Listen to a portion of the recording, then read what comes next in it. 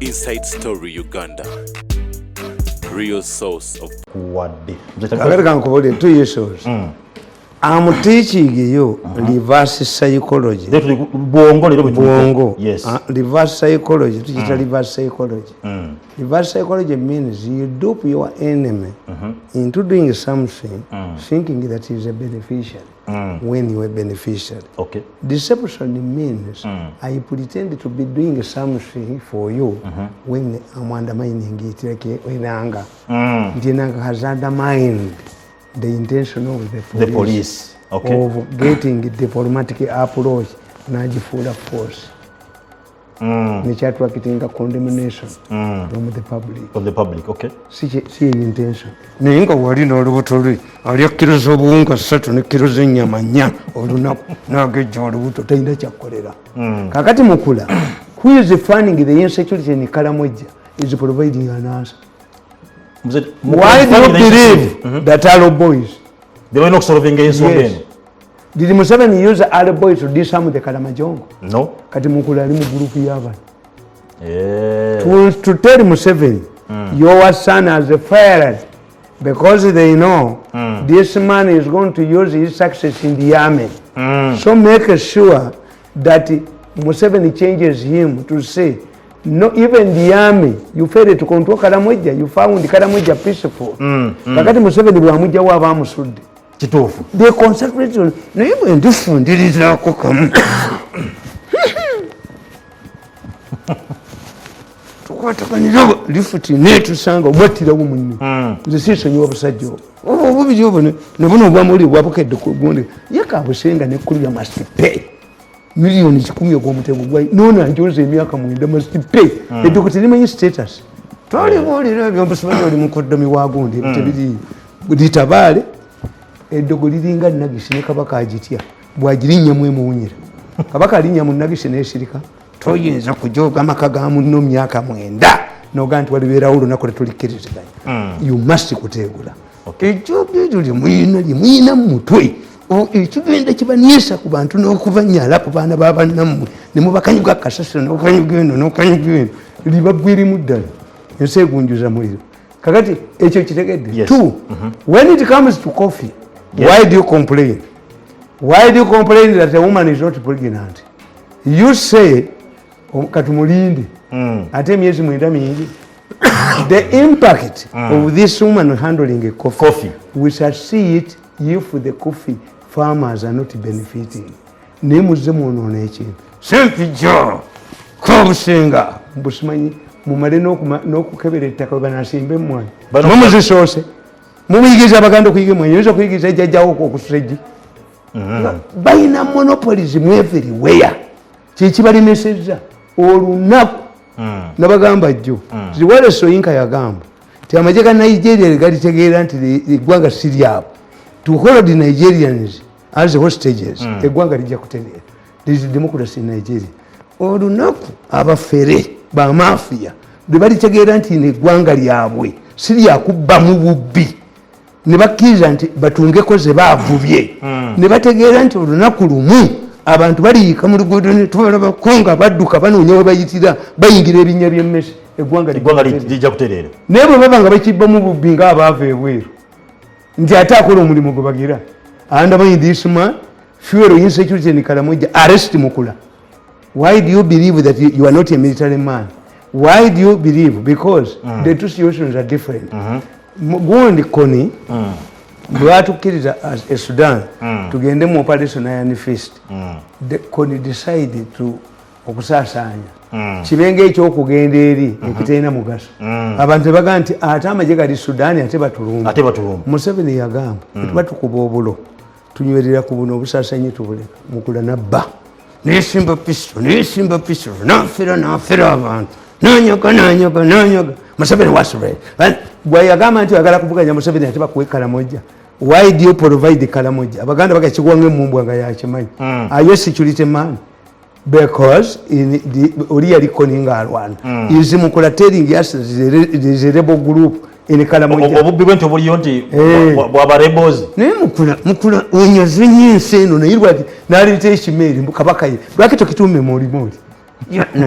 namukubana dduka n'ekimeri kye abaganda bagambe kabaka alina musheya zimeka musajja gwe bano abafere beetaaga kuba bukubisi nga tulinga 10 si kulya nabo mmere kubanze mbagamba why should I work with them kwegamba bw'oba musajja musiraamu n'olaba abasiraamu abali embizi osamba lugi naawe kulya oyita abasiraamu banne bemiggo nagambe ngenda kunoonya gundi seeke Muhammad Kisoole owamagerese wona maatubuulire omukulembeze w'obusiraamu ne seeka omusiraamu omukuukuute bwe balimba mu kisiibo nga balidde eddaaku babakuba embooko mmeka n'olya ddaaku n'ogenda olimba omukulembeze kibonerezo ki ekiweebwa omusiraamu nga mukulembeze wa busiraamu n'agenda ew'omukulembeze w'eggwanga nga yalidde eddaaku n'afuna wuzu n'agenda alimba embooko mmeka ezimukubwa mutulamule muntu mfe abatali basiraamu mutuyambe mutegeere tutegeere omukulembeze w'obusiraamu alimba mu kisiibo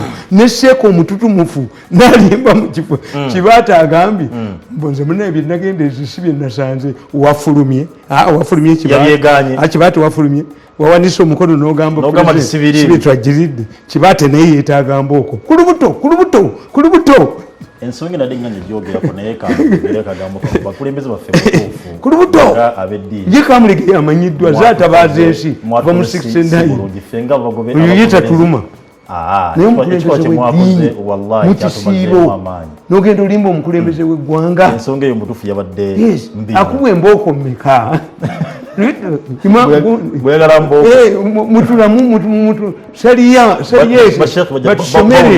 kisula atusomere omukulembeze w'obusiraamu alimba omukulembeze w'eggwanga atalina musiraamu mu kisiibo nga yafunye wuzu n'alya ddaaku bamukuba embooko mmeka bamukuba embooko mmeka omutamivu mukuba mmeka Tamale soke tuve ku nsonga kakati before kana bakugenda ku kasabo kakati njagala katabo kano kana bagenda katabo nti abasajja bano nzemba babuulira naye nga tembategeera kana bagenda katabo oyogedde ku monopolism abasajja bye bakozesa ennyanja bagiwamba nga mulimu ennuuni ne bakuba amaato g'abantu amawulire gaabwe tegaboogerako ennuuni empuuta oba teyagireeta mwali mwazaaliddwa balenzimu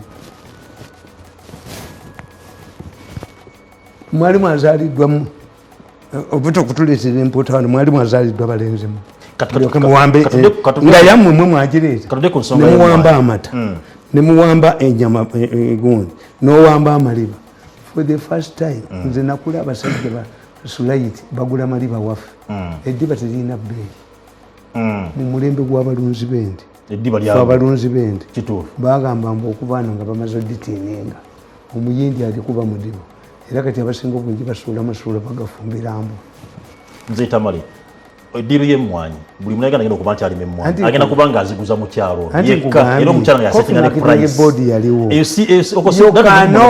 nkubuulidde nti emmwanyi bakibalekera buli omu n'atunda emmwanyi ebweru for you don't know the implications of this thing buli omu tasobola kutunda mmwanyi bweru kakati okuzzawo coffee marketing board Museveni akitya dollars I give it to a businessman. Why? Watch at a marketing board. And in Kugambia, into fluctuation of prices. Omule mwanyinga za sente bwezi nchani zikolai. Twakozesa cooperative muzidemu. Neri newa. Kakati mwiche mutamanyi basajja bano. Mwina ababbi ba Mirundi ebe. Mwina abava abamawulire. The problem of poor journalists are very vindicative. Bawarana buli mugagga alimu. Okay. Two, they are used for two ways. You pay them or they are expecting money from this mukazi. Bali mukuba abe atuwese obuwa monitor obuwumba tutu bwa monitor obwabukedde obwa bano baavu amawulire mwagayingira mu bwerere mugende musale endongo muddeyo mu lufula mu mwavu amawulire temuli sente. How many, what is the situation level?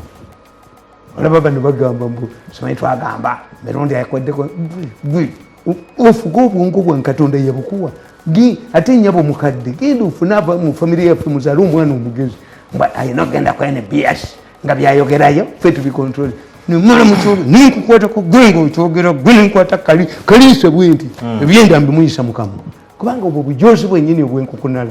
Where do you have the powers to control my head, to control my brain? Nti nina bakolera bukolezi nga mupakazi temuli kirabako. You pay them money. Kabani nkugamba, you should wait. Uganda tegenda kuggwamu nkya. Let us try this woman and see. Tumugezese. Naye ababadde bazibbiramu tebayinza kukikkiriza. Mu Uganda kasita mubeeramu changes ababadde babbiramu nga bagula obwamawulire obuunya mu nkwawa ne mu nnyuma obwavu bubuunyaku olutuuka ku mukolo gwonna ne buteeka kuwandika mannya gaabo. Nakendi kwatako akamawulire kamaze mu mpandiika bwe ndifundiriza ku lubye ne mufundiriza ku mukolo ebintu bye Kabusinga. Kabusinga nakuba omusajja wa St. Lawrence akube university yaji era mwannyina Sala Nkonge yamufiiridde mu ngalo. Sala Nkonge amanyi omusajja oyo nga wakali Allah bye Kabusinga ate tonnaba nze nkubajja miliyoni 10 ne kulubya obujozi obwo njagala mbubamalemu to set a precedent. The mercenary journalism is wrong. Era njagala nemuhooza afuge eggwanga monitor agiggalewo omusajja obwo budduke butegeere nti these are human beings. You cannot attack me from morning up to evening. Kituufu. Yes. Kakati akatabo kano nakawandika naye nkugamba. Nze mafia nali nagiraba kuba nagisoma. I studied mafialism. Era kyobula mbalemye mu Uganda mulimu omuntu eyalema atajoogebwa. Jangu wangu oletea appointment yezangu. Bomu tayimbwa mmoto. Nkutte.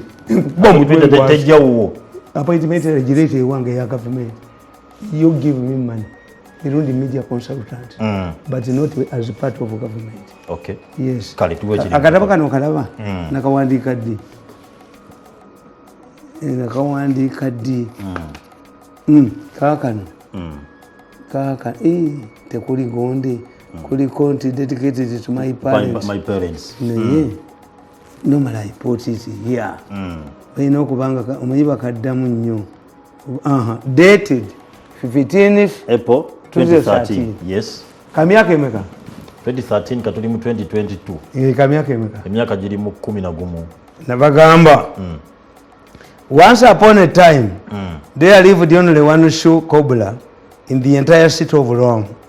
As economic dynamics dictate, a poor monopolist enjoys a lot of privileges while he remains the sole provider of a service. This cobbler enjoyed immense influence and respect and was actually revered. Like other celebrities, he lacked discipline and often engaged in wrangles, fighting in the bars and snatching other men's spouses because of his unique service in the town. During one of his regular brawls, he killed a fellow patron and was arraigned before court. During his absence from the city, those with the need of his services suffered and nobody took advantage of it, making him even more important. The day he was going to be sentenced, the courtroom was filled to capacity and others followed the proceedings from outside. Before passing the verdict, the judge perused through the evidence, incriminating the cobbler beyond reasonable doubt. It was clear that he was going to lose the case. The judge, however, asked the cobbler to tell the court in mitigation why he would not be penalized according to the laws of Rome. The Roman tradition was that once convicted, he would pay by his own life, death sentence. It was at this juncture that a man inside the courtroom stood up to raise an issue. I quote him. "I have something important to tell you, my lord," he said. The judge allowed him to proceed. I quote him again. "As you know, this is the only cobbler in this city. His demise will mean that we shall lose his services forever. All of us here know that if he dies, we shall suffer." The judge asked him what the court ought to do, given the crystal clear evidence against the cobbler and in the face of the Roman tradition that had to be maintained. The man stood up again and clarified that although the Roman justice required the convict to be killed, it did not mean that the killer himself would die. This meant that what was needed was to kill a person to satisfy the spirit of the dead. Therefore, under this arrangement, the cobbler could be saved by the killing of another person in order to satisfy the spirit of one he killed.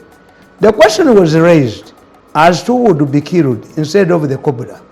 The man urged that since there were many medical doctors in the city of Rome, one should be killed in order to save the city's only cobra.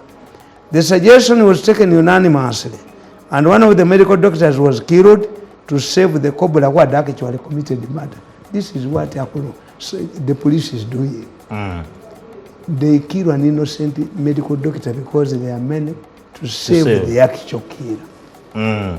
When you see somebody suffering like a nursery is appearing in court today. Originally they were selling 35 million Ugandan shillings. A woman has worked in the billions, but because UNESCO gave it, you must be tainted. Taina mwana taina. Muyinza okuwona genocide mu. Muyinza ogiwona mu. Abakoze eki. Taina genda bwe. Alina kubeera wano. Tumuyeko tumunyaleko. Tumufuule ekidoli. Tumutire future. Taina mwana. Abakoledde emyaka 7 mu education. N'abakoledde emyaka mu judiciary. A man like him who worked for you. Peanuts. Immediately I left the office, but I come send. Mpito unjagazaji. Mbozi gononya kufa. Bakundagira ko nkotte. Kwa china magezi mu mutwe. Tetunyiga, we are robots. We are a product of a sexual act between our parents. We are created in God's image. Kakati nze nkugamba. Nti njamula bon. Ta following. Nkugamba. Nti Grace Akulo, the above reminds me of the way Side Grace Akulo excuse her of official duties bamuja mu side. In her wisdom, she can leave the culprit to go scot-free and arrest and harass an innocent one. She kills, in inverted commas, the innocent medical doctor in order to save the powerful corporate corruption officials in the government. She does not premise her judgment on fairness, as the Roman judge abandoned the traditional Roman practice of fairness and natural justice. Let me be clear. The Katosi Road Saka has attracted a lot of hot debate by the time I wrote, 2013. However, I could deliberately shielded the real wrongdoers who stole Katosi money. This has been a practice, using a network of shrewd young men in both inside and outside the government who control the media in Uganda. They direct their focus to the medical doctor leaving the murderer Cobra to escape the media in Uganda. They target a wrong person and allow. In this case, is Parliament guaranteed? Parliament guaranteed galoni y'omukyala. Yes. In Kenya, Uhuru Kenyatta has implemented many projects. He appointed the Minister Matiang'a. Matiang'a inspects these managed projects. The equivalent of Matiang'a would be the minister in charge of the presidency. Yes. When the president promises a school, the minister in charge of the president should go to him and ask, are you donating it as Kaguta Museveni, local government or minister? Katibisigala wow. The promises are Museveni teriko implement. Teteri as following. O pardon is our border wasiba mukombe basiba mukomera COVID cases. Where is the instrument from the Attorney General? Because the prison authorities cannot operate in newspaper articles. Yeah, true. But they don't know how things are done. Orientation. They don't know. Any sensible person with such evidence on Katosi Road would know that Biandala wouldn't be taking the media attention has received. Biandala was acquitted. I'm writing when he was being targeted. As I read this book, how many years from now, Biandala was found by court to be in.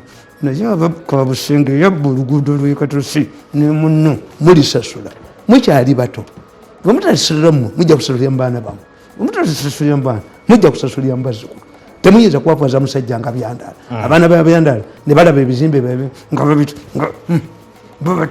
balowooza nti bajja kubba. Oba bakitamwe tebakola mwe mujja kusasuza musaayi. Ojja kubulabanga budduka. Olaba ono akyalemeddemu muoganike akyalemeddemu nabalabye ng'atudde n'ono musajja n'abeemulago yatawaanya mulago. Naye mulezi gwe bwe bali ogenda kuwangaala myaka emeka nga bakuvumbagidde oli muto. Bajja kuvumbagira waliwo empuuta lweva mu nnyanja kukwata ono akukwasa kisa naye waliwo abali kuvumbagira abajoza ensi wano waliwo nnaku zitulaba nga Kampala afuuse nga reduced to a toilet ojja kulaba abadduka nga abasajja bambadde ebikoyi nga abakazi omanyi oluyira bwe lukwata omuliro ate emmese yegoba omusota abadduka musasule obujozi bwe mujoza nalibye omwana ono ninga naye n'omwana ategeera oleda alina obuzibu naye atudde n'omusajja amuwa mulago yonna muwambi gwe owambe mulago ogwo owambe mulago ono omusajja omukiga omugobese ku mulimu gwe ng'onoonyeza baana kwegagwe seba oli kapa olya mmese gwe olya mmese olya mmese ono omukiga ono gwe mwagobye ku mulimu yatuule aya mulya muliro balenzi mmwe zembabuuliza muliga nti akakasajja katugambanga nga babatunze ku misito ng'enkwali mulyogera ti akasajja katugambanga nga tubitebe naye abantu batuzingiriza batutunze ku misito ng'enkwali kali ngamba why do we have nkugamba any sensible person with such evidence on Katosi Road would know that Byandala wouldn't be taking the media attention has received. The first culprit to face the attention of any balanced or impartial sided director would be the manager of Housing Finance Limited. Housing Finance Limited is not a bogus company. It is well known in Uganda. This means that by granting the guarantee, it had confirmed that it was a credible company. Chembaganda. Telugudo lwekatosi bwe lwajja yinula ina contract committee.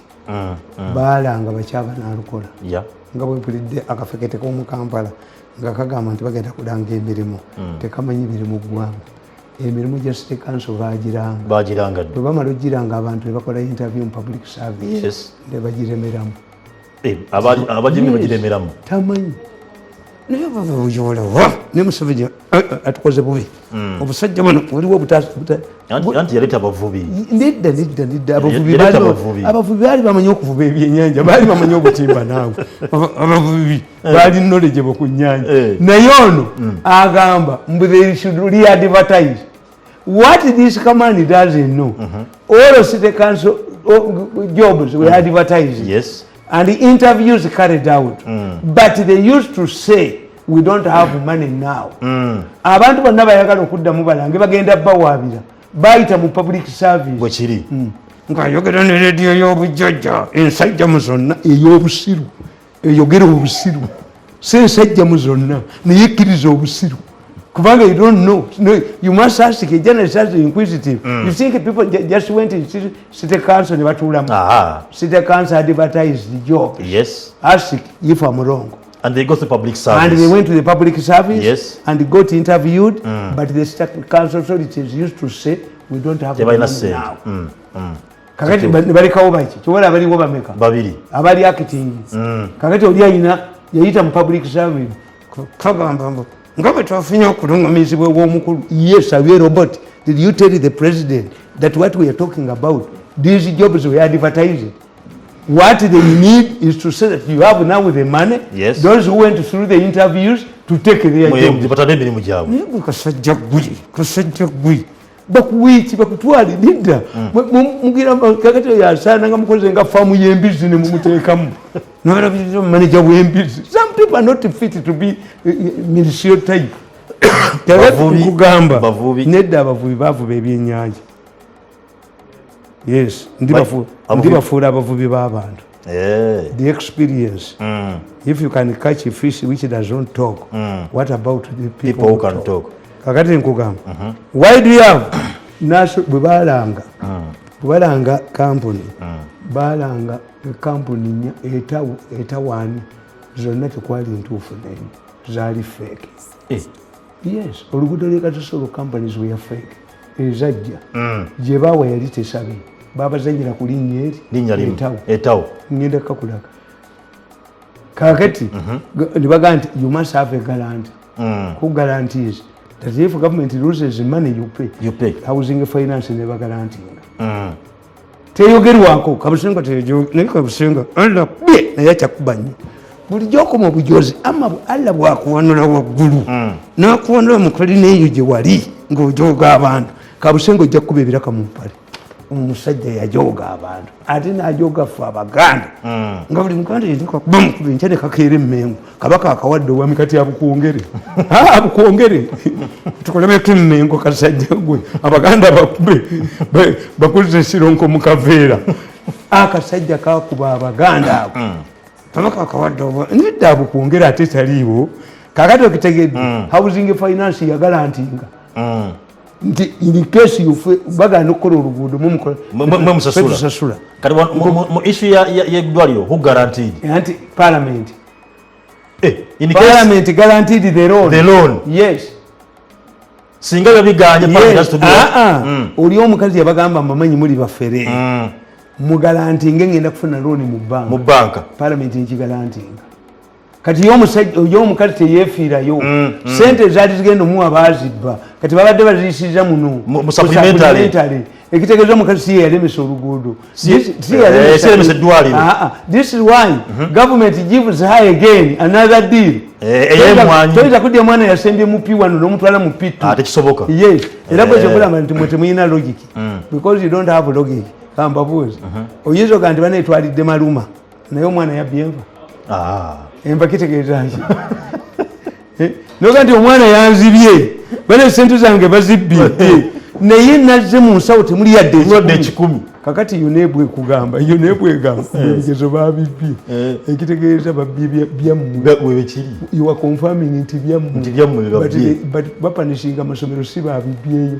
nosanga kamabaale kamayinja naye bwe guba omutwe nga mugumu ng'amayinja n'omusanga ng'akutte sente ayokya eddagala ekkadde waleeta kadde etya embizi bw'ogitwala ku mawuledi eyina kudiba olituta eddagala eryenziku etakyaliyo era olina kulyokya n'obuulira abantu